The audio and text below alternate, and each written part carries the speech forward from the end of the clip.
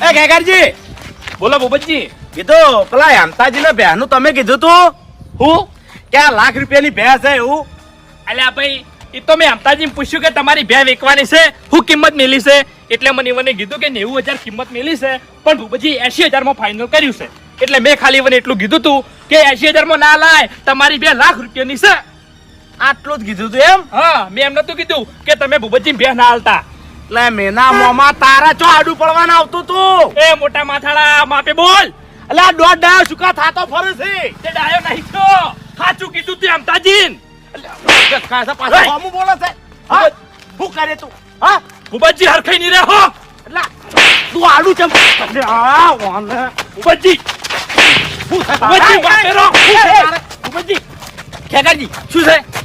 બાપડ મારી વાત જો થેલી હોય ને એ ચો આડો ના પડતો ના કે હાડકા ભાજી નાખો તારો. તે આડો નહીં પડ્યો. એટલે આ શીખતો ભૂપતજી. શું છે? ઉભા લડવાથી ખેકરજી જતા રહો, તમે જતા રહો, કાકાજી તમે જાજો જતા રહો, તમે જતા રહો. જો કા મેના મોમાના કોઈ ગોમો ગણતું નહીં એરા મને હામું બોલે છે. હરીભાઈ મારા ભે લેવાની હતી આ હેમતાજીની, મેં 80,000 માં ફાઇનલ કર્યું.